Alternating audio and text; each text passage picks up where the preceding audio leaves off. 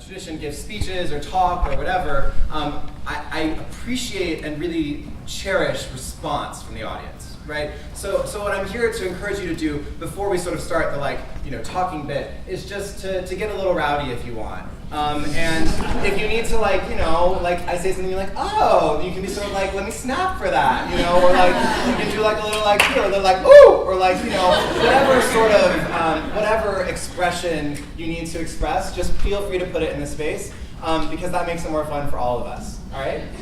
There we go. It is both strange and beautiful to be back in North Carolina, 1 year after I moved away.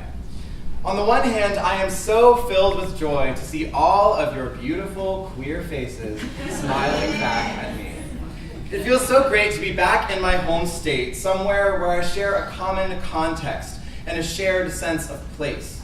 There is something vitally comforting in the knowledge that the people in this room know what I'm talking about when I say that North Carolina has the prettiest lighthouses in the whole world and the gentlest mountains that you'll find anywhere. It is good to be home with all of you. And this feels like somewhat of a triumphant return. Now that same-sex marriage is legal in North Carolina, I've been joking with my mom, who is seated right over there.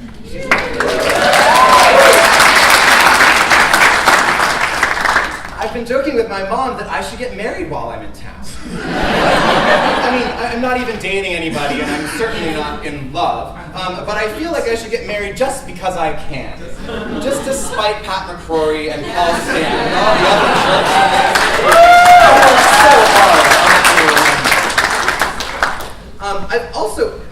I thought about that as my first plan, and then I thought, well, actually, if I want to stay ahead of the trend, I should probably try and marry a woman while I'm home, just because same-sex marriage is hip now, right? So I gotta be one step ahead.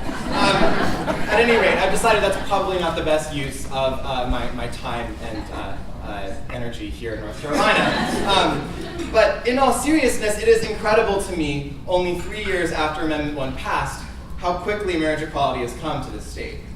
It feels like just yesterday that I was spending every day worrying about accessible polling locations, bothering fellow students to vote, organizing with local leaders, and wearing a sandwich board around my neck that said, I know you're super busy, but it's kind of my civil rights. Please vote against Amendment 1. It feels like just yesterday that I was sitting in front of the TV with my mom, my brother, my best friend, watching as fellow North Carolinians voted to enshrine in our state's constitution just how much they hate people like you and me. But I remember, after the vote was said and done and Amendment 1 had passed, that I couldn't bring myself to be too sad.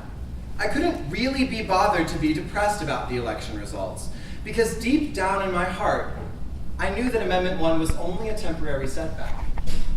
You see, I've always thought of conservatives in this state not as sophisticated political adversaries, but, and I want to be delicate with my words here, but more of as spoiled toddlers. They've grown up getting everything they want, they're notoriously bad at sharing their toys, they're incapable of adjusting to new routines, and they still refuse to be potty trained.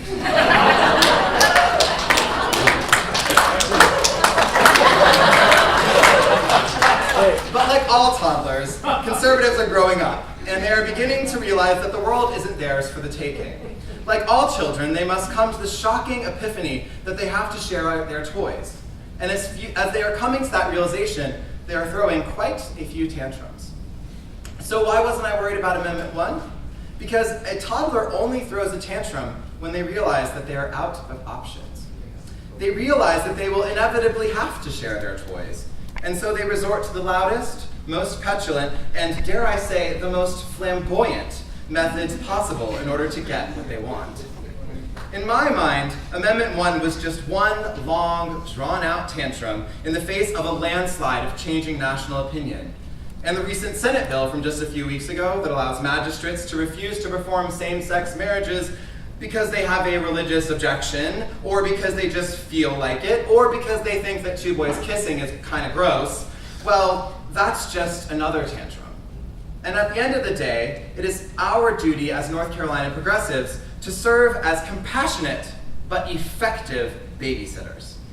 And we're good at it by now. I mean, we've been doing it for quite some time. Since the Civil War, really, we've been fighting ornery, conservative, oftentimes white, oftentimes heterosexual, oftentimes cisgender little toddlers, desperately trying to get them to share their toys.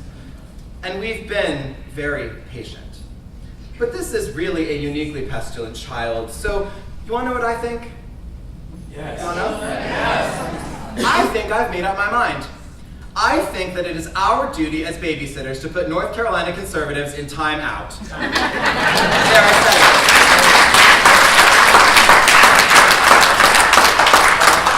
it. They have simply been too naughty and thrown too many tantrums. I think that they need to get out of the General Assembly, go to their room, and think long and hard about what they've done. And they shouldn't even think about playing with their toys again until they've said sorry for all the tantrums they've thrown over the past 5 years and for the complete mess that they've made in the living room. But I digress somewhat. As I said earlier, it is strange and beautiful to be back in North Carolina. It is beautiful to be back in North Carolina because my home state is now one that allows all love to be seen equally. It is beautiful to know that across the state, LGBT couples are being happily married. But it is strange how hollow that victory feels. When I saw on Facebook that the same-sex marriage ban had been struck down in North Carolina, I was excited, but for some reason I wasn't ecstatic. For so long, marriage equality has been held up as the pinnacle of our struggle as LGBT people. For most of my life, I was told that marriage equality would set me free. I was told that the ability to have my relationship legally recognized was what mattered most. That if we only got that one legal right, all of the others would fall into place. That if the rest of the country could learn to respect our right to marriage, they would learn to respect everything else. And yet, on the day that the same-sex marriage ban was struck down, I had a lingering feeling, not of jubilation, but of disappointment. I was supposed to feel free. We were supposed to feel free. We had finally won, or so we were told. But I wasn't sure how much we'd actually won. The world still felt to me so unequal, so unfair, so full of oppression, and it felt like we won the right to marriage equality not through the will of our neighbors and friends, but on a technicality. As hard as I tried to feel happy, marriage equality felt empty for me, because I know just how much we have left to do. Let's start with the needs of genderqueer, gender non-binary, and transgender North Carolinians. Everyone keeps saying that this year has been a groundbreaking one for trans people, and it has been. The visibility of transgender women of color like Laverne Cox, Janet Mock, and many others has resulted in incredible changes in national perceptions of our community. But the reality is that the movement doesn't end with Netflix. Our movement doesn't end with Orange is the New Black. As a trans activist, I do not care too much if we are represented on the red carpet, if we are still not safe in the streets. Yes. Last I checked, 7 transgender women have been murdered in 2015 so far. 7.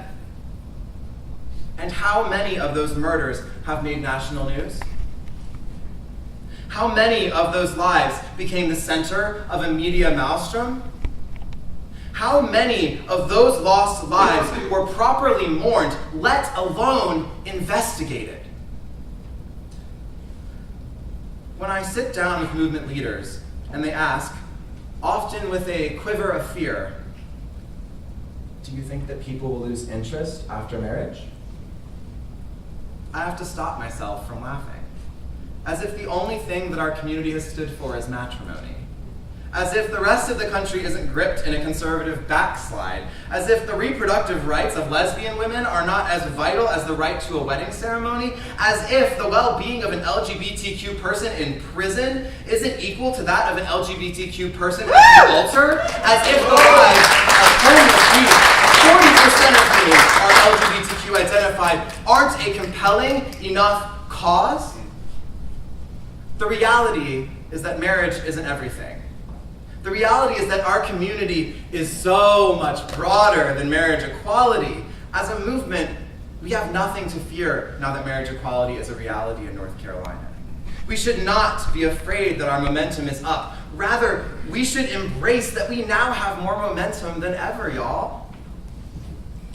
Our community now has the ability to do what so many before it have never had the privilege to do. We have the ability to stand alongside other struggles. We have the ability to show the rest of the country what a truly intersectional LGBTQ movement looks like. In other places I've been, people talk so often about how vital it is to build an intersectional movement. A movement that acknowledges the complex intermingling of sexuality, gender identity, race, class, religion, and so many other factors.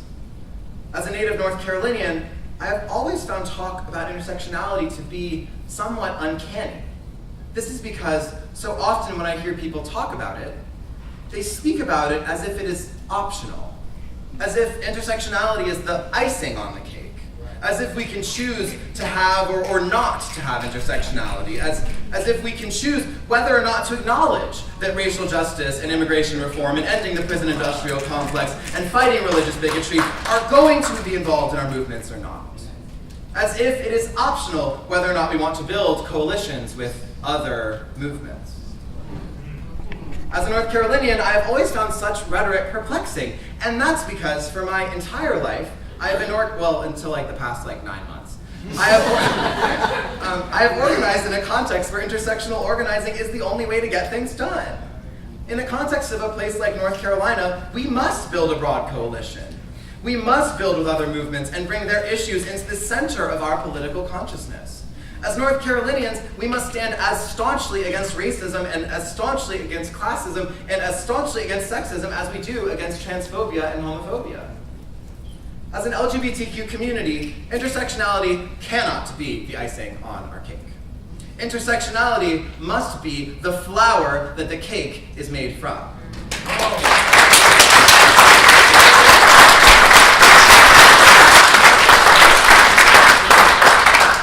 It must be so deeply mixed, so expertly baked into our movement that we can no longer distinguish between the individual grains of wheat. The beautiful and challenging part about the LGBTQ community is that we span all identities and backgrounds. And this necessarily means that no one of us can be free until we are all free. Until all parts of our rainbow community are equally empowered to live their truth, love themselves, and love their neighbors, our work is not done. But let us not shy away from this challenge. The challenge of the work that we have left to do should not defeat us. It should invigorate us. It should bring us together as one community, as one voice, to challenge a culture that still does not recognize all humanity on equal terms. It should incite us to march with our sisters and friends in other movements, march straight to the Charlotte City Council, straight to the NCGA, straight to the US Supreme Court if it comes to that, and demand the recognition, funding, programs, and policies that we deserve. The Reverend Dr. Polly Murray, a civil rights activist, women's rights activist, lawyer, author, proud gender nonconforming person, among other things, who grew up right here. That's right. Let's give a round of applause for that. If you don't know about it, just go to Wikipedia. There's a lot of information there. And the point that's supposed to crown that off is who grew up right here in Durham. Perhaps said it better than I can ever say. As she put it, true community is based upon equality, mutuality, and reciprocity. It affirms the richness of individual diversity, as well as the common human ties that bind us together. That's the kind of movement that I dream we can have in North Carolina. A movement that allows us to celebrate our differences while staying united by our common struggles. It is both strange and beautiful to be back in North Carolina. It is strange because as a Southerner who recently moved up north, I'm starting to see things differently, to appreciate things that I once took for granted. Don't get me wrong, being in New York City is wonderful and glamorous, and I feel like Audrey Hepburn every morning when I wake up. But it is also gritty and dirty, and if we're being honest, a little bit lonely. I really don't think that New York will ever compare with the land of the longleaf pine. Here, people have a stronger sense of community and of place. Here, people say hello to their new neighbors when they move in. Here, people understand what I mean when I say porch culture. The age-old ritual of sitting on a porch, chatting with neighbors and friends, discussing what's gone on over the past few days, and perhaps most importantly, gossiping about other people and their personal lives. It's a beautiful thing, porch culture, and it is quintessentially North Carolinian. It helps us feel connected, ensures that we build relationships with those around us, that we refrain from being siloed in our own small worlds. Additionally, it's part of how we learn about one another and one another's experiences. Through taking the time to sit down with our neighbors, we hear about their struggles, their triumphs, their fears, and their hopes. As North Carolinians, this kind of community is second nature to us. It's in our roots.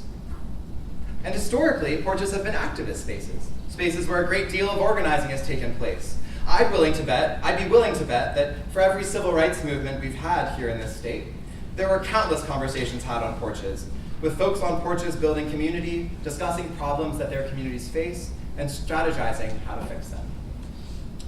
Now that I'm in New York, I miss porch culture, and I miss porches.